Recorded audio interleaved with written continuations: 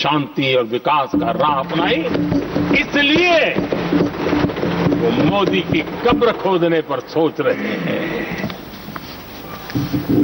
पाकिस्तानी आतंकियों को घर में घुस करके जवाब देते हैं, इसलिए मोदी की कब्र खोदने की बात कर रहे हैं। ऑपरेशन सिंदूर करते हैं, इसकी उनको परेशानी होती है और इसलिए वो मोदी की कब्र खोदते हैं। माओवादी आतंक से देश को मुक्ति दिलाने के लिए साहसपूर्ण कदम उठा रहे हैं, इसलिए मोदी की कब्र खोदती है आपको।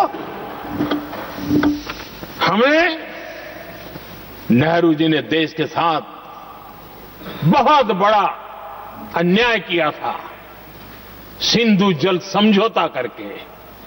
उस सिंधु जल समझौते को हमने एबेंस में डाल दिया। क्या इसलिए आप मोदी की कब्र खोदने के नारे लगा रहे हो? आदरणीय सभापति जी, कांग्रेस की परेशानी कुछ और है। ये पचा नहीं पा रहे कि मोदी यहां तक पहुंचा कैसे, और उनकी परेशानी बढ़ती जा रही है कि भाई पहुंचा तो पहुंचा, लेकिन अब तक टिका क्यों है? और इसलिए वे एक ही रास्ता उनके लिए बचा हुआ लग रहा है कि मोदी तेरी कब्र खुदेगा। आदरणीय सभापति जी, ये तो मान करके बैठे थे। उनका लोकतंत्र, संविधान का कोई लेना देना नहीं।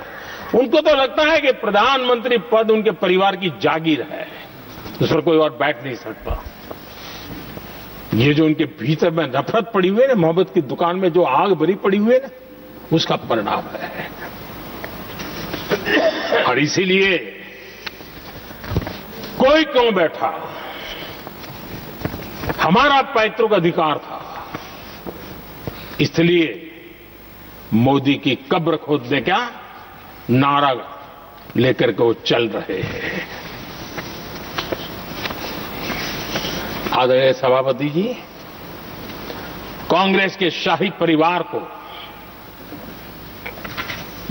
देश ने दशकों तक अवसर दिया है, ऐसा नहीं है। देश ने आपके लिए भी अपना भविष्य दांव पे लगाया था, लेकिन आपने गरीबी हटाओ के नारे लगाए, गुमराह किया। लाल किले पर से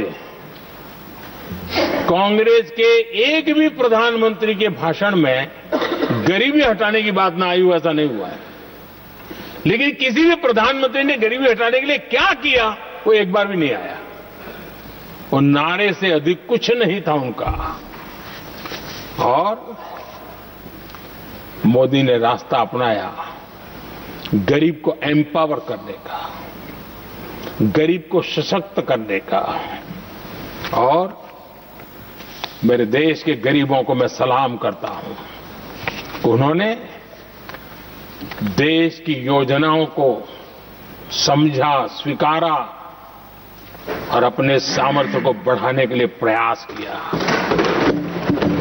मैं देश के गरीबों का गौरवगान करता हूं कि हमारी नीतियों पर भरोसा करके, हमारी नीयत पर भरोसा करके उन्होंने भी अपने आप को खपाने के लिए कोई कमी नहीं रखी। और 25 करोड़ मेरे गरीब परिवार के भाइयों ने गरीबी को परास्त किया और खुद गरीबी से बाहर आए हैं। मैं उनको सलाम करता हूं। मेरे 25 करोड़ देशवासी जो निराशा में पड़े हुए थे, दूर एक आशा की किरण दिखाई दी, उठ खड़े हुए और आज हमारे साथ चल पड़े। आदरणीय सभापति जी, 2014 के पहले इम्प्लीमेंटेशन की बातें करते थे। हमारे यहां सैकड़ों लोग रेलवे क्रॉसिंग पर मरते थे। स्कूल की बस रेलवे क्रॉसिंग